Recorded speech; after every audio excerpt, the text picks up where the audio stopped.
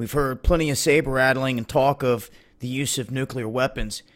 We've even heard Hawaii and Guam changing things up to prepare for such an event. But now we have the CDC announcing they're going to hold this online briefing January 16th to inform the public about preparations that have to be made on the federal, state, and local levels in dealing with a nuclear event.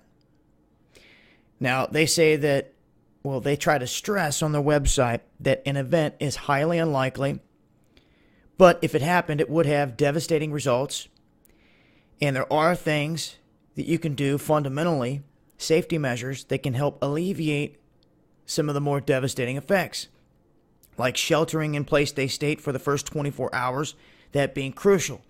Now, they don't go over a whole lot here on this link, but they say that on the 16th of January, there's going to be this big online briefing. So whatever they state in that, whatever details they drop, I'll make sure to update on. But I mean, this is something that is kind of obvious here in terms of if we're in a war type of setting.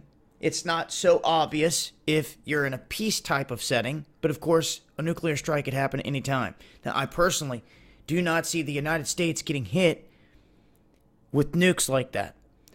I just don't see it happening. Maybe a city could get hit, but you're only going to hit one or get off one or two shots, in my opinion, before the gig is up. And I'm not so sure it would be worth targeting one city,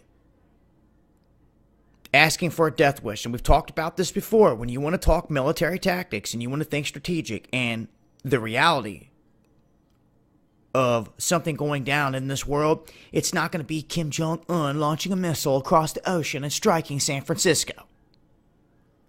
Like this is a game of worms or something. It's not how it's going to happen.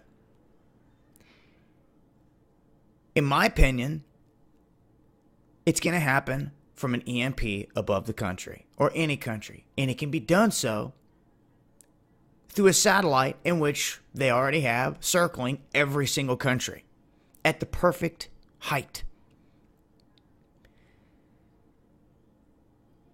So they can talk all they want about preparing for nuclear fallout and nuclear radiation. The one thing they're not preparing you for and telling you to prepare for is when the lights go out. That's what I'm warning you about. To hell with what they want to say about all the stuff on the 16th about radiation that you're never going to see, more than likely. What you're going to see is the lights out and the utter chaos that comes with it. Of course, they won't mention a word about that.